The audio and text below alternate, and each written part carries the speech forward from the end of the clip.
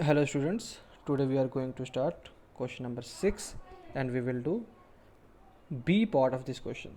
So let A is equal to minus 3 comma 5, B is equal to 3 comma 1, C equal to 0 comma 3 and D is equal to minus 1 comma minus 4.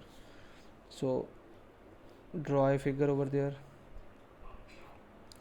A, B, C, D and coordinates क्या हैं ए के minus 3 comma 5, B के हैं 3 comma 1, सी है 0 comma 3, D है minus 1 और minus 4. Distance formula की मदद से A B C C D और डी ए निकालेंगे और फिर उसके डायगोनल ए सी और बी डी निकाल लेंगे. तो पहले साइड ए बी निकालते हैं. डिस्टेंस फार्मूला आपको आता है -3 से -3 का होल स्क्वायर, -3 से -3 का होल स्क्वायर प्लस 5 - 1 का होल स्क्वायर. ऑल राइट, तो कितना आ रहा है -3 -6 का होल स्क्वायर, 5 - 1 4 का होल स्क्वायर, -6 का स्क्वायर +36, 4 का स्क्वायर हो गया 16, कितना हो गया 36 + 16 52.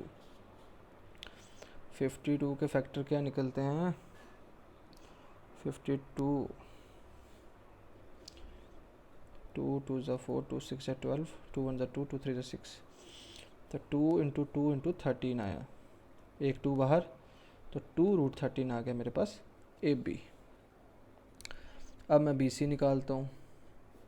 बी सी क्या आया 3 - 0 का होल स्क्वायर, 3 - 0 का होल स्क्वायर प्लस 1 - 3 का होल स्क्वायर.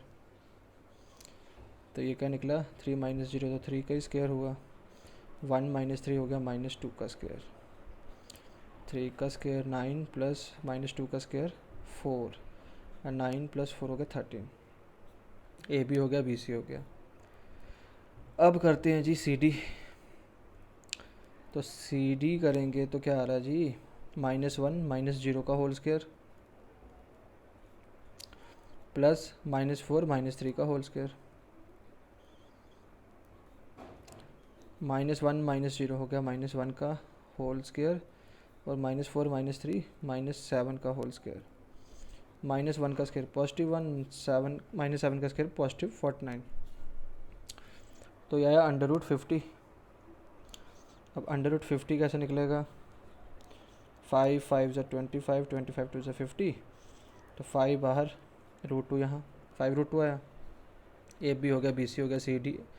अब डी ए की बारी, डी ए. चलिए -1 से माइनस करते हैं -3 को, तो हो जाएगा -1 + 3, -1 + 3 का होल स्क्वायर प्लस -4 - 5 का होल स्क्वायर. ठीक है, -1 + 3 2 का होल स्क्वायर, -4 - 5 -9 का स्क्वायर, 2 का स्क्वायर 4 प्लस 9 का स्क्वायर हो गया माइनस का +81. ये आ गया आपके 85 है ना. अब 85 है, 85 फैक्टर निकाल के देखते हैं जी इसके. 85 5 1 ज़ा 5, 5 7 ज़ा, फैक्टर निकालने का फ़ायदा नहीं आया. चलो डायगोनल्स निकाल लेते हैं. अब ए सी निकाल लो पहले, ए सी. तो डायगोनल ए सी जो है वो क्या निकल रहा है -3 - 0 का होल स्क्वायर, -3 - 0 का होल स्क्वायर प्लस 5 - 3 का होल स्क्वायर,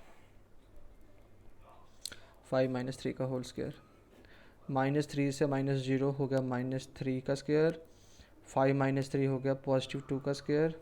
ये क्या निकल रहा है -3 का स्क्वायर 9 प्लस 2 का स्क्वायर 4 √13. अब ये डायगोनल निकाल लेते हैं बी डी, है ना. तो डायगोनल बी डी कितना आ रहा है हमारे पास -1 - 3 का होल स्क्वायर, -1 - 3 का होल स्क्वायर प्लस -4 - 1 का होल स्क्वायर, -4 - 1 का होल स्क्वायर. तो ये कितना आया -1 -3 -4 का होल स्क्वायर प्लस -4 -1 -5 का होल स्क्वायर। -4 का स्क्वायर +16, -5 का स्क्वायर +25। ये कितना आया?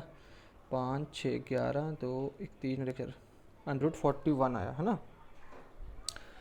तो बच्चे एक चीज़ देखने वाली है, इसका आ रहा है √13, इसका भी √13। √13 प्लस √13 क्या होता है? ट्वाइस √13 होता है। मतलब दो साइड्स का सम मिलाएं तो तीसरी साइड के बराबर आ रहा है। तो इसका मतलब ये तो कोलिनियर पॉइंट्स बन रहे हैं, और कोलिनियर पॉइंट्स का मतलब हुआ एक ही लाइन पे 3 पॉइंट। अगर एक ही लाइन पे 3 पॉइंट होंगे तो क्वाड्रेटिकल तो बन ही नहीं सकता, है ना। तो यहाँ पे क्या लिखते हैं हम लोग? कौन कौन आया था? एक BC था और एक डायगोनल AC है ना। तो हम बोलते हैं BC प्लस AC, है ना। BC प्लस AC जब मिला तो वो किसके बराबर निकला मेरा? ट्वाइस √13 AB के। BC प्लस AC हो गया AB के बराबर।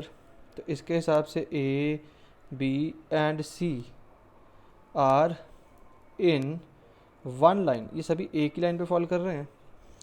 तो इसका मतलब जो गिवन पॉइंट्स दिए हैं वो किसी भी तरह की कोई क्वाड्रेटिकल फॉर्म नहीं करेंगे। Do not form any quadratical. तो आई होप आपको समझ में आ गया, क्योंकि हमने सभी साइड्स और डायगोनल्स निकाले और हमने ये पाया कि जो एक साइड और एक डायगोनल है उसका सम जो है वो हमारा आ रहा था एक दूसरी साइड के बराबर। तो ऐसी कंडीशंस में क्या होते हैं? 3 पॉइंट जो हैं वो एक ही लाइन पे फॉल करते हैं, और ऐसी कंडीशन में कोई भी क्वाड्रेटिकल फॉर्म नहीं होती है। तो आई होप आपको समझ में आ गया हो। Take care.